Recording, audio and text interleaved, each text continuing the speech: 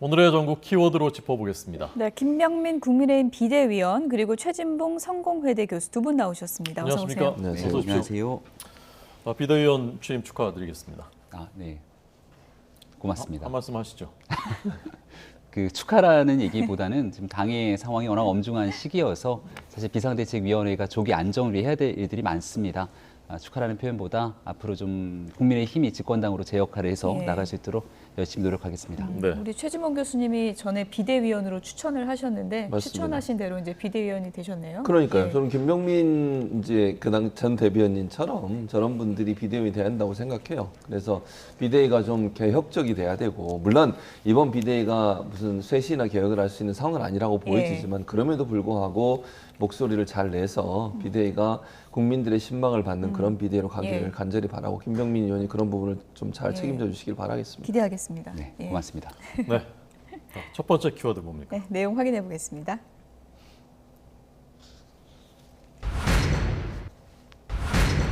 윤석열 대통령이 유엔 무대에 데뷔를 했죠. 자유가치 연대를 강조했습니다. 먼저 어떤 내용인지 연설을 직접 듣고 오겠습니다. 진정한 자유와 평화는 질병과 기아로부터의 자유, 문맹으로부터의 자유, 에너지와 문화의 결핍으로부터의 자유를 통해 실현될 수 있습니다. 팬데믹 문제의 해결을 위해서는 유엔을 중심으로 한 국제사회의 협력으로 재정 여건과 기술력이 미흡한 나라에 지원이 더욱 과감하게 이루어져야 합니다. 우리가 현재 직면하고 있는 이 위기는 자유라는 보편적 가치를 공유하고 자유를 지키고 확장하기 위해 함께 노력해야 한다는 확고한 연대의 정신으로 해결할 수 있습니다. 이러한 유엔의 노력 덕분에 대한민국은 이렇게 성장할 수 있었습니다. 그러므로 대한민국은 세계 시민의 자유 수호와 확대, 그리고 평화와 번영을 위해 유엔과 함께 책임을 다하겠습니다. 네. 윤석열 대통령이 평소 이제 자유라는 단어를 이제 많이 강조를 하는데 유엔 무대에서는 자유가치 연대라는 표현을 네. 했거든요. 어떤 의미가 담겨 있는 겁니까? 평상시를 비롯해서 지난날 취임식에서도 자유에 대한 가치를 숱하게 언급한 바가 있었죠. 하지만 이번 유엔 총회 기조연설은 그 의미가 좀 더 남달랐을 거라고 생각합니다.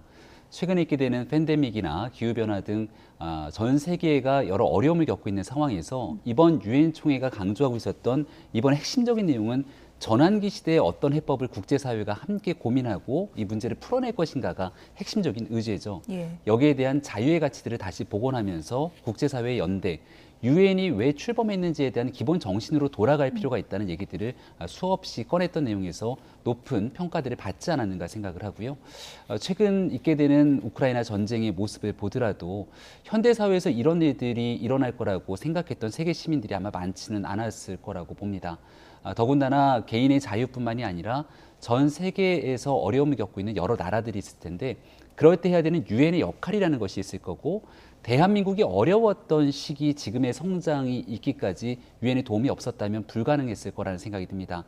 여기에서의 전체적인 연대의 중요성을 강조하면서 대한민국이 국제사회에서 해나가는 역할들에 대해서 충분하게 설파를 했기 때문에 유엔의 구테르스 사무총장도 대통령과의 만남 속에서 지금 당장 유엔 사무총장을 해도 충분할 것 같다라고 얘기하는 등 실질적인 유엔의 가치와 정신을 가장 잘 담아내서 표현했다는 평가를 받기도 하는 것 같습니다.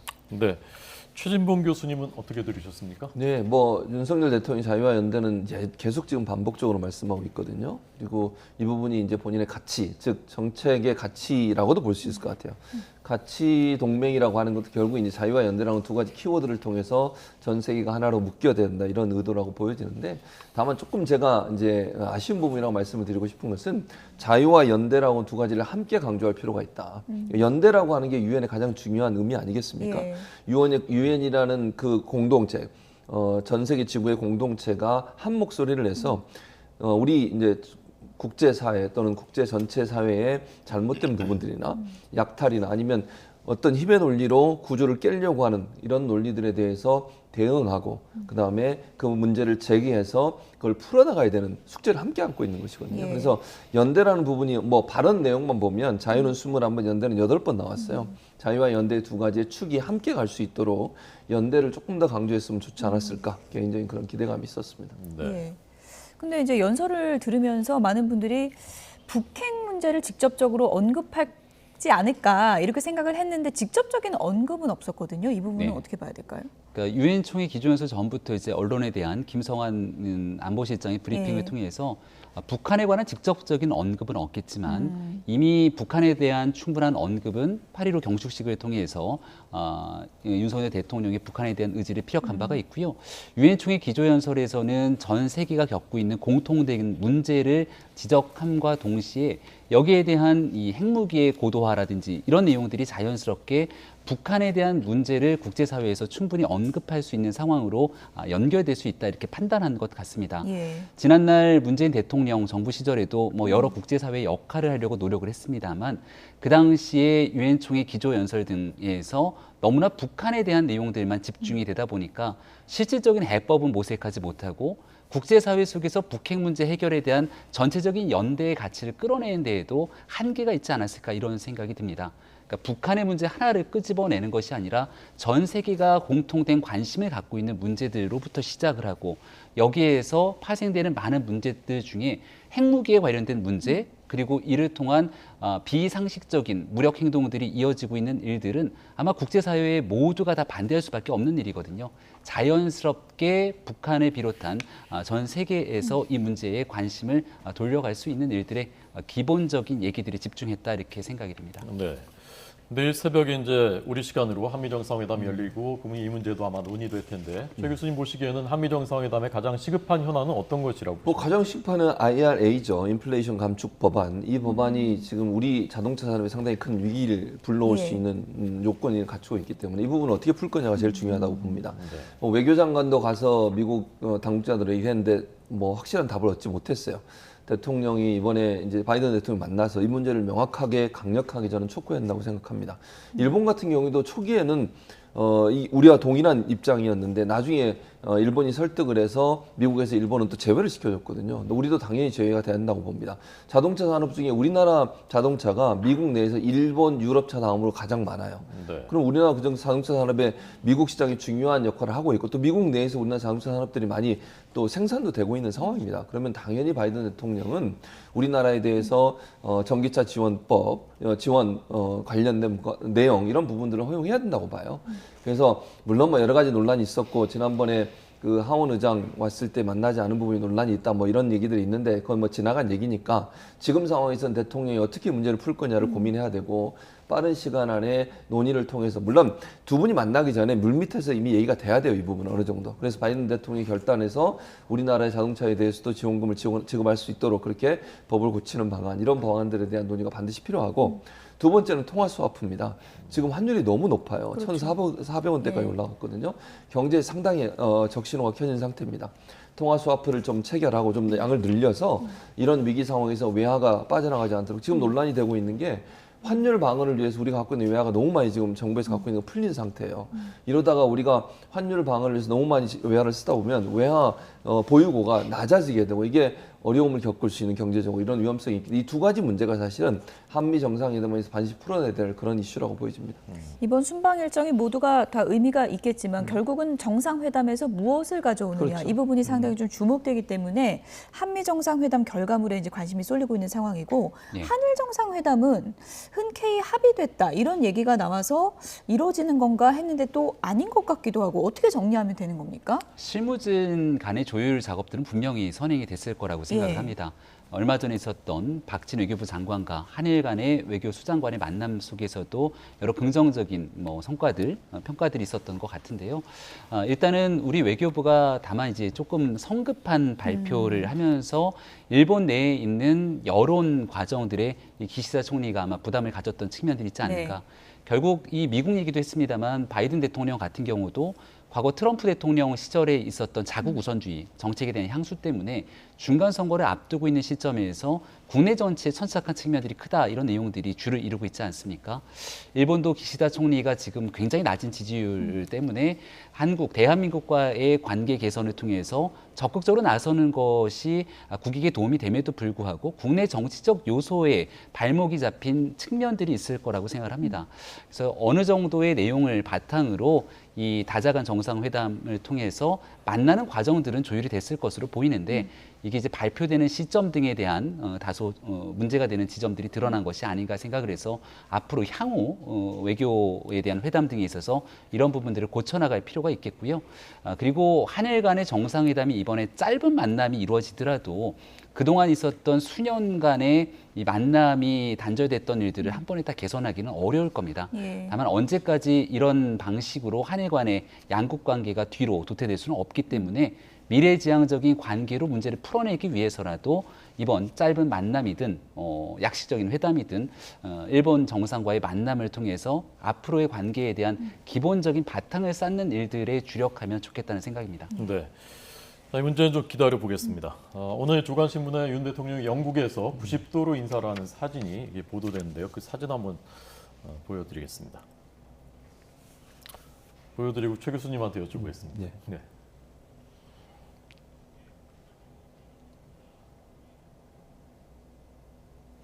네, 지금 이 왼쪽의 사진이죠. 예, 엘리베이터 앞에서 90도로 이제 인사를 하고 있는 사진인데 누군데 90도로 인사를 할까 많은 분들이 좀 궁금해했던 것 같아요. 네, 맞습니다. 지금 사진에 나오고 있는데 영국 군인인데 한국전 참전용사 협회 회장이십니다. 예. 전 당연히 예우를 갖춰야 된다. 우리나라 대통령으로서 얼마나 감사한 일입니까? 저분들이 우리나라 와서 참전을 해서 우리나라가 자유가 지켜지고 민주주의가 지켜진 거 아니겠어요? 북한의 도발에 대해서 막을 수 있었고 그분들에서 깍듯한 예우를 제하는 건 정말 필요한 부분이라고 생각해요. 그러니까 대통령이 저렇게 90도로 인사한 건 당연하다고 저는 봅니다. 우리 국민을 대표해서 정말 그 어려운 시기에 우리나라를 도와서 우리나라가 이 정도까지 잘 살 수 있도록 도와준 건 결국 참전 용사들이에요.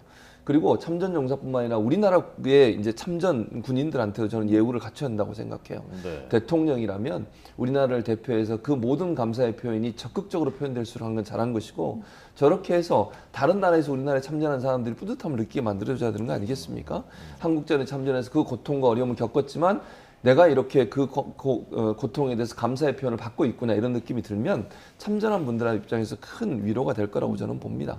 그래서 저런 모습은 잘한 일이에요. 저는 90도가 아니라 뭐 120도까지 국회에서 인사해야 한다고 생각해요. 그것이 바로 우리나라가 참전 용사에 대한 마음의 표현이다 이렇게 보여집니다. 네.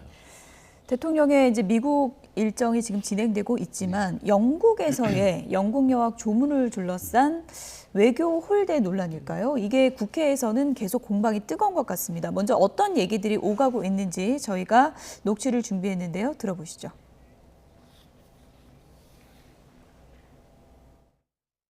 교통 통제를 몰랐다면 무능한 일이고 알았는데도 대책을 세우지 못했다면 더 큰 외교 실패, 외교 참사라 하지 않을 수 없습니다. 상갓집에 가서 조문은 하지 않고 육개장만 먹고 온 것이 아니냐 이런 말을 하고 있습니다. 총리님 왜 이렇게 외교 일정에 차질이 생긴 겁니까? 일찍 도착하는 분은 그날 하고 일찍 도착하지 못하시는 분은 미사가 끝난 다음에 조문록에 기록을 해달라 하는 쭉 협의를 통해서 이루어진 것이기 때문에 여러 정상들도 우리하고 똑같은 경우가 있었는데 그 나라 국내에서 그게 정쟁이 돼가지고 무슨 조문 외교를 잘못했니 외교 참사니 이렇게 문제가 된 나라가 있습니까? 아직 듣지 못했습니다. 네. 자, 우선 김 의원님은 어떻게 보셨습니까? 민주당 야당 입장에서는 이미 대통령 해외 순방 전부터 김건희 여사가 저 자리에 왜 가야 되는가에 대한 트집을 잡기 시작했죠. 웨스트민스터 사원에서 있었던 세계 각국의 정상들이 함께 참여했던 그 장례 미사를 보게 되면 거의 정상과 배우자가 함께 나란히 입장을 해서 엘리자베스 여왕에 대한 죽음에 대해서 추모하게 되는 모습들을 쭉 볼 수가 있었습니다. 김건희 여사에 대해서 왜 저 자리에 갔냐 이렇게 얘기하는 사람들이 이제는 민주당 내에서 존재하지 않죠. 그러니까 또 다른 방식의 문제가 있는 것 아니냐 이렇게 트집을 잡는 형태로 볼 수가 있지 않을까 싶은데요. 현재 상황 속에서 조문록을 작성했고 조문하지 않았던 측면에서는 이미 영국 왕실과 이 일정에 대한 조율들이 있었던 과정이기 때문에 우리의 일방적인 과정으로 진행됐던 내용들이 아닙니다. 그리고 이게 반세기 한 번 정도 보일 수 있을 정도로 전 세계 정상들이 이처럼 이 영국 내에서 모여서 엄청난 이 외교 의전 행사를 하게 되는 것은 사실 다른 전례랑 비교하기도 어려운 일이겠죠. 만약 민주당이 비판을 삼고 있는 것처럼 뭐 교통에 대한 문제, 정말 대통령 내외에 한 걸음 한 걸음까지 분단위 초단위까지 계산해야 되는데 대한민국 외교의 실패다 이렇게 주장하기 시작한다면 이 저 장례미사에 한 10분 정도 지각을 했던 미국의 바이든 대통령 같은 경우는 세계 최강대국 미국에 있는 외교팀에서 완전한 의전 실패를 한 것이냐 또 이렇게 반문할 수밖에 없는 것 아니겠습니까? 하지만 세계 어느 나라에서도 엘리자베스 여왕에 대한 추모에 대한 본질적인 의미를 중시할 뿐 여기에 대한 지역적인 얘기들을 가지고 해외 순방에 나가 있는 대통령에 대해서 외교 실패, 참사, 심지어 야당의 수석 대변인이 나서서 이럴 거면 영국에 왜 갔는가라고 하는 무리한 비판까지는 하지 않는 것으로 알고 있습니다. 적정 수준에서 해외 순방에 대한 내용들을 차분히 좀 지켜보고 그리고 돌아오고 난 뒤에 순방 성과에 대해서 논의를 하는 것이 그래도 대한민국 대통령으로서 국격을 맞게 국익에 부합하도록 일할 수 있도록 도와주는 야당의 자세라고 말씀드리고 싶습니다. 네, 대통령 순방 중에 너무하는 거 아니냐 이게 이제 여당의 입장인데 또 이제 민주당에서는 교통 통제 때문에 못했다 그러는데 마크롱은 걸어가지 않았냐 뭐 이렇게까지 반문을 하고 있는 상황이죠. 그렇죠. 그러니까 외교에 있어서 대통령이 일정이 제대로 집행되지 않은 것도 큰 문제고요. 왜냐하면 지금 아까 총리 답변 들으셨잖아요. 일찍 도착한 분을 하고 일찍 도착하지 못한 분은 나중에 했다 뭐 이런 얘기를 하셨어요. 그리고 뭐 조문록에 서명만 했다. 두 가지가 다 다른 말이에요. 틀린 말이에요. 무슨 말이냐면 그러면 지금 언론의 보도에 따르면 원래 7시에 출발하려고 했다가 9시 출발이 됐다는 거 아닙니까? 왜 2시간 늦었는지 여기에 대한 해명이 없어요. 아직까지는. 물론 언론의 보도니까 제가 정확한 건 모르겠지만 언론 보도에 보면 원래 7시에 출발해서 일찍 도착해서 가려고 계획을 세웠던 것 같아요. 왜냐하면 원래 윤석열 대통령의 방문 계획 안에는 조문이 있었어요. 근데 늦게 가는 바람에 결국에 교통이 막히고 이래가지고 못 갔다는 거 아니겠습니까? 그러면 왜 2시간이라는 시간에 늦게 출발했는지 하는 부분에 해명이 첫째 있어야 되고요. 두 번째는 이게 그 당시에 시간이 없어 리셉션 가야 되기 때문에 시간이 없다고 그랬는데 나중에 리셉션 끝나고 간 분들도 계세요. 그러니까 예를 들면 외국 정상 중에 리셉션 끝나고 또 조문하러 가셔서 조문하신 분도 있다고요. 우리는 왜 그런 대책을 못 세우는 거죠? 플랜 A가 있어서 그 A가 여러 가지 상황과 여건 때문에 잘못됐다고 하면 B나 C를 작동해야 되는 겁니다. 대통령의 일정이란 게 하루아침에 바뀌고 금방 바뀌고 이런 것도 문제예요. 근데 그게 제대로 조율이 안 됐다는 것도 문제고 영국 가기 전에 조율이 다 돼 있었어야죠. 그리고 만약에 그렇게 조율이 돼 있었는데 대통령이 늦게 출발하는 바람에 만약 일정이 어그러졌으면 그 다음 플랜을 작동을 시켜야 되는 거 아니겠어요?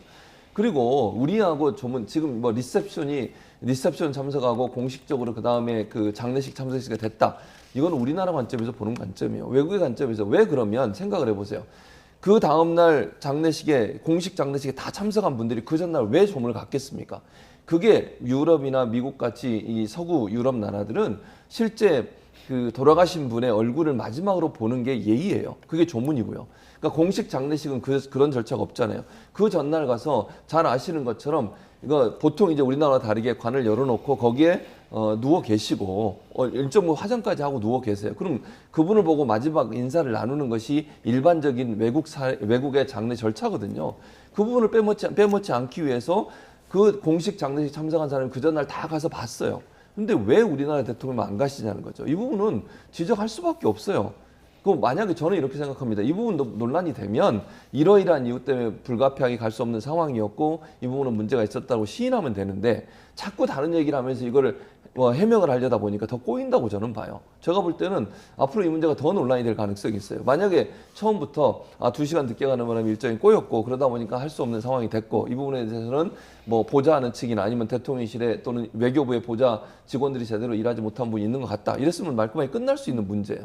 근데 이거를 자꾸 해명을 한다고 하는 것이 문제가 없다는 식으로 가다 보니까 결국 이런 문제가 나오는 것이니까 앞으로도 이 문제는 더 논란이 될 가능성이 저는 있다고 봅니다. 네, 이 문제는 공방이 계속되고 있는 것이니까 두 분께 짧게 한 번씩 더 말씀하실 거 있으면 기회를 드리겠습니다. 네, 거듭 말씀드리지만 이 내용들을 바탕으로 외교 참사 등에 대한 주장을 하게 되는 민주당의 모습들이 훨씬 더 과할 수밖에 없는 주장이다 이렇게 말씀드리지 않을 수가 없는 내용이고요.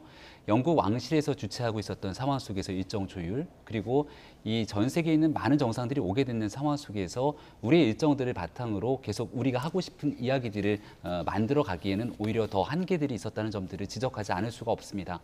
지금 이제 최진봉 교수님 말씀 주셨던 내용들처럼 이런 지점들에 문제가 있지 않는가에 대한 지적들이 있다면 모르겠습니다만은 지금 민주당이 제기하고 있는 많은 주장들에는 단순한 비판의 정도를 넘어서 사실상 혐오에 가까울 정도의 대통령 순방 과정 전체에 대한 문제를 삼고 있지 않습니까?